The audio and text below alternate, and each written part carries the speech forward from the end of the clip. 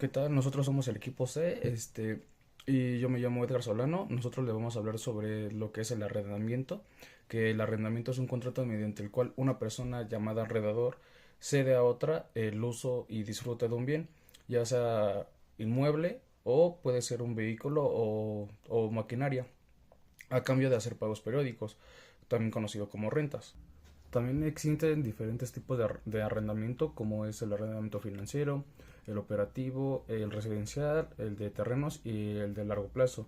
El primero se refiere a cambio de realizar pagos periódicos con la opción de comprar sí, con la opción de comprarlo a final del plazo. El arrendamiento operativo es sí, un poquito similar, pero sin la opción de comprar esto. El residencial pues se refiere a ya sea casas o departamentos. El de terrenos, pues justo de estar rentando, puede ser para las personas de cultivos o ganadería, algo así, se podría utilizar eso.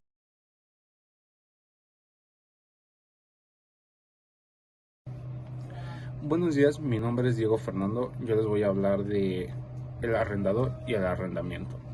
¿Qué es el arrendador? Es la persona que alquila el bien de su propiedad a otra persona, es decir, el propietario de una vivienda, cuyo uso cede al inquilino, a cambio de un pago de una cantidad mensual. Esa cantidad de dinero estará acordada en un contrato que se llama el contrato de alquiler, al igual que el plazo para pagarla. También existen varios tipos de arrendamiento. El arrendamiento residencial. El arrendamiento residencial se refiere al alquiler de propiedades para una vivienda, es decir, una casa, un departamento. También están protegidas, ¿por qué? Por la duración. Puede ser por un tiempo determinado, generalmente es un año. También condiciones de desalojo. El desalojo solo puede llevarse a cabo bajo condiciones específicas y tras el cumplimiento de procedimientos legales establecidos. También está la protección del inquilino. Existen disposiciones que protegen a los inquilinos ya para que no sea abuso de aumentos de renta y desalojos arbitrarios. Existe el otro tipo de arrendamiento, el arrendamiento comercial. El arrendamiento comercial es el alquiler de locales para actividades comerciales, ya sea como tiendas, restaurantes, cibers, etcétera. También hay características que los protegen, que son como contratos a largo plazo, cláusulas de renovación, es decir, una cláusula que facilita la renovación del contrato. Las modificaciones del espacio, que son los arrendatarios a menudo pueden realizar modificaciones en el inmueble adaptándolo a sus necesidades comerciales. Bueno, ahora les voy a hablar del arrendatario. Como ya sospecharán, el arrendatario es el inquilino, la persona que paga al propietario a cambio de poder recibir en la vivienda o rentar el local.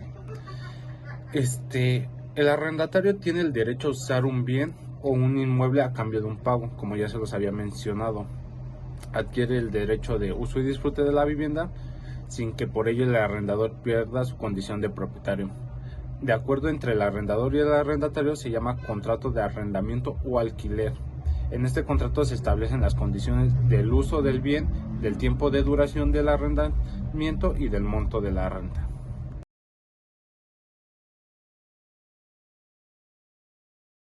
Por otra parte, los elementos del contrato de arrendamiento son las partes contratantes, la descripción del bien, la renta, el depósito en garantía, que si en caso de que, bueno, es un monto que dan, pues justo para garantía, para garantizar que sí es el bien.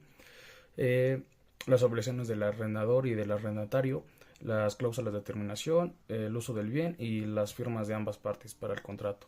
También es importante aclarar que el contrato debe ir por escrito.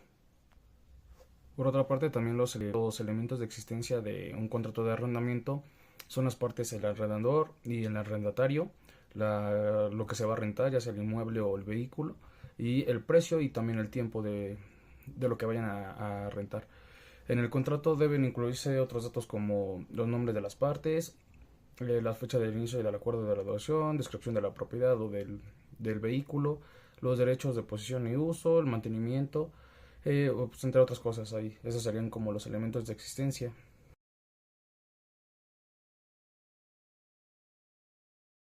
Es importante conocer los derechos y las obligaciones que tienen tanto el arrendatario como el arrendador.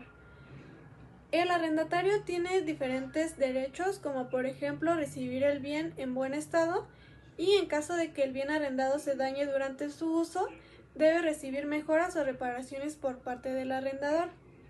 El arrendatario en ningún momento podrá ser desalojado o se le podrá quitar el bien de manera injustificada. También tiene obligaciones que debe cumplir, como por ejemplo pagar el precio del bien en el plazo que se estipuló en el contrato, y además debe cumplir con todas las cláusulas que se hayan establecido en el contrato.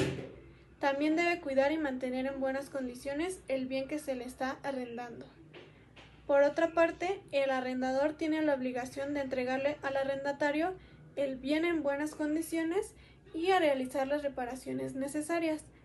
El arrendador también debe cumplir con las condiciones del contrato, y algunos de sus derechos son recibir el pago del bien, exigir al arrendatario que cumpla con el contrato, y también podrá cobrar intereses cuando el arrendatario se atrase con los pagos. En caso de que se termine el contrato, debe recibir la propiedad en buen estado, y en dado caso de que no se hayan cumplido con las condiciones del contrato de arrendamiento, el arrendador tiene derecho a rescindir el contrato.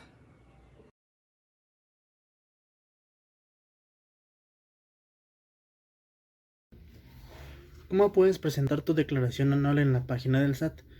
Primero que nada tenemos que entrar a la página del SAT. El link para entrar al apartado de declaraciones lo dejaré en la descripción del video. Ya cuando estemos en el apartado de declaraciones, buscaremos en la parte superior izquierda un botón que es como una hojita con dos flechitas hacia arriba. Ese botón es para hacer declaraciones. Le daremos clic a ese botón y nos mandará al siguiente apartado. Ya después de haber hecho clic al apartado de declaraciones, nos mandará el siguiente apartado, en el cual nos pedirán dos datos, que es el RFC y la firma o contraseña. Esta contraseña, si no se cuenta con ella, no podremos hacer la declaración. Para sacar la contraseña tendremos que pedir una cita con el SAT y mandar tener nuestro RFC a la mano, y de ahí cuando tengamos la cita nos dará nuestra firma electrónica. Esta firma electrónica nos servirá para poder presentar declaraciones o incluso otros trámites. Ya que ingresemos el RFC y nuestra contraseña de nuestra firma electrónica, iremos al siguiente apartado, le daremos clic a la pestaña de enviar. Ya habiendo hecho el paso anterior en el cual pusimos nuestros datos, como sería el RFC y la contraseña de nuestra firma electrónica, nos mandaría el siguiente apartado, en el cual tendremos que buscar la opción de declaración o presentar declaración. Daremos clic a esa opción de presentar declaración y nos mostrará una pestaña con diferentes opciones. En este apartado deberemos elegir las opciones correspondientes a nuestro caso, el cual vendría siendo seleccionar el año que se va a contabilizar, y el tipo de declaraciones que se va a hacer. Abajo de esas dos opciones vendrá un apartado que se llama ingresos a declarar. En ese apartado vendrán diferentes tipos de declaraciones, como intereses, sueldos y salarios, enajenación de bienes, adquisición de bienes, etc. Pero aquí vendrá el apartado de arrendamiento. Daremos clic a ese apartado de arrendamiento y posteriormente pasaremos al siguiente paso. Ya después de haber pasado a la siguiente parte, vendríamos seleccionando nuestros tipos de ingreso. Aquí sería relativamente sencillo, ya que el SAT tendría ya este tipo de informaciones o este tipo de información, en el cual nos daría la información precargada de nuestros CFDIs anteriores que se hayan hecho a nuestro nombre y información de declaraciones anteriores.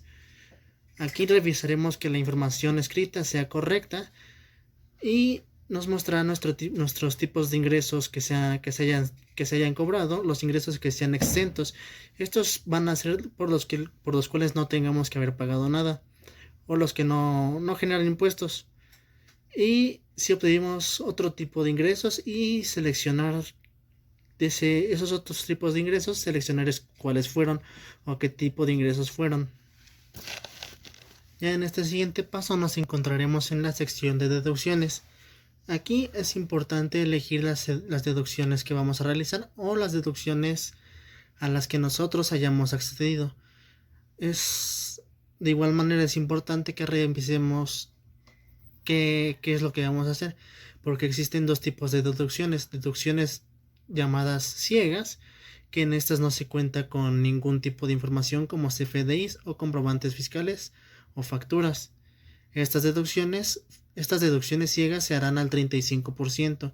Sin embargo, también están las deducciones comprobables. Estas serán mediante comprobantes fiscales, CFDIs, facturas, y estas sí se podrán realizar al 100%. Después tendremos que realizar una revisión de nuestros datos para ver si se encuentra algún error, y en dado caso de que haya algún error tendremos que corregirlo. Ahora, en el apartado de estímulos fiscales, nosotros tendremos que responder si tenemos algún estímulo fiscal. En dado caso de que sí tengamos estos estímulos o algún estímulo fiscal, tendremos que ingresar el monto que se va a aplicar. Después de esto, daremos clic al apartado de resultado. Aquí se nos dará nuestro resultado total o resultado fiscal, y ahí podremos ver nuestros ingresos acumulables y igualmente checar que la información sea correcta. Bien, y ahora por último, en la parte de deducciones personales, entraremos en esa opción de deducciones y verificaremos que la información precargada sea la correcta. Posteriormente iremos a la parte de determinación fiscal, la cual se encontrará justamente a la derecha de la opción de deducciones personales. Aquí en la opción de determinación tendremos que revisar que los datos sean correctos, y por último nos dará el resultado del ejercicio. En dado caso que nuestro resultado sea un saldo a favor, ¿qué tendremos que hacer? Bueno, pues aquí en este caso nos estaría dando la opción que dice exactamente qué deseas hacer con tu saldo a favor. Aquí tenemos de dos: podemos seleccionar una compensación o una devolución. ¿Qué significa esto? Que al compensar o seleccionar la opción de compensación, podemos usar ese monto que tenemos a favor como una forma de pago para algún crédito fiscal por el mismo impuesto. En la siguiente opción sería la devolución. ¿Qué pasa en esto? Si elegimos esa opción de devolución, tendremos que escoger la clave o la cuenta o la clave interbancaria que nos muestra el sistema y seleccionar o registrar una nueva clave interbancaria. Especialmente esta clave tiene que estar a nuestro nombre y tiene que ser nuestra clave interbancaria para que nos puedan hacer esa devolución.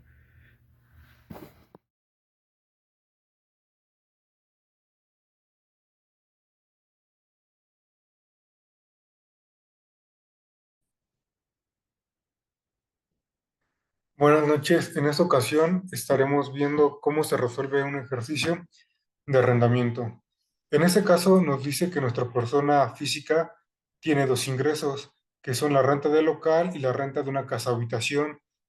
Por esta ocasión se estará pagando por trimestres, teniendo aquí los respectivos ingresos de cada trimestre.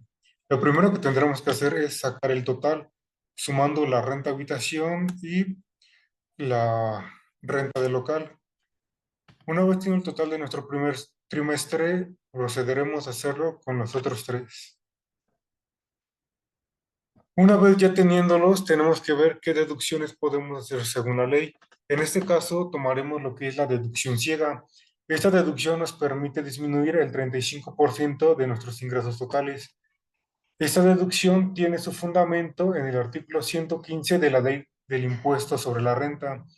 Y aparte el ejercicio nos marca un impuesto predial para el trimestre 1, trimestre 3 y el trimestre 4.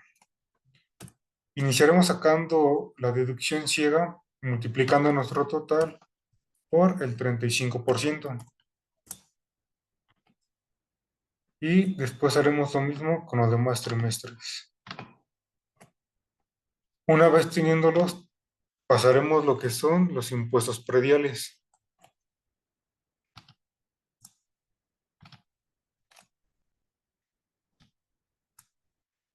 Una vez que tenemos nuestra deducción ciega y nuestro impuesto predial, tenemos que sumarlos para tener el total de las deducciones de cada trimestre.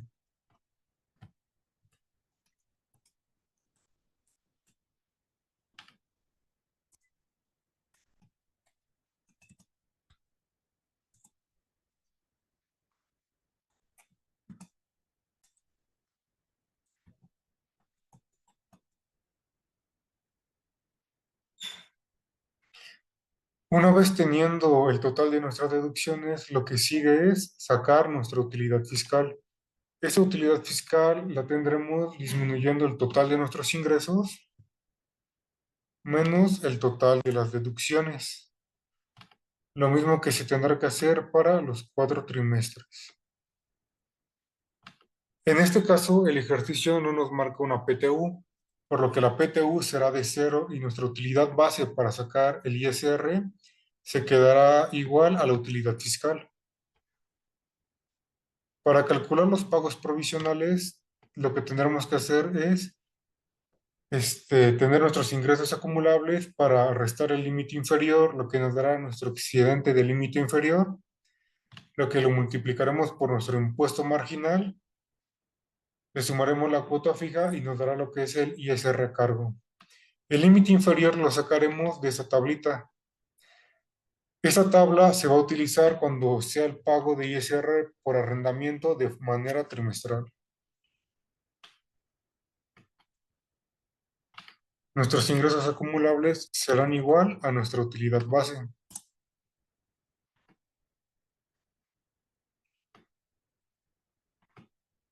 El límite inferior, como ya lo habíamos dicho, lo sacaremos de esta tabla, que en este caso sería de 46,463,14.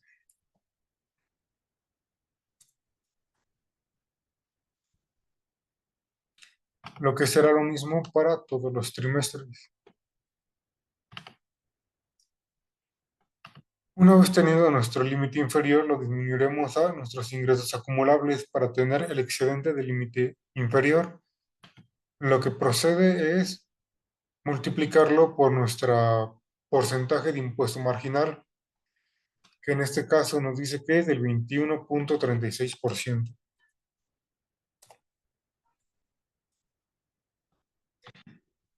Y es lo mismo para todos los trimestres. Una vez habiendo calculado el impuesto marginal, lo único que nos faltaría es sumar la cuota fija. Y la cuota fija en este caso nos marca que es de 4,920,54 centavos.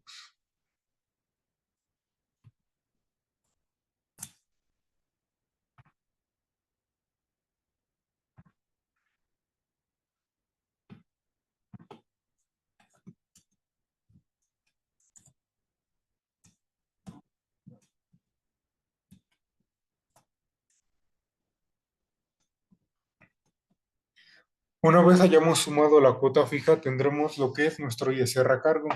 Este ISR a cargo es el impuesto que tenemos que pagar por nuestros ingresos que obtuvimos de los 4 trimestres siendo personas físicas.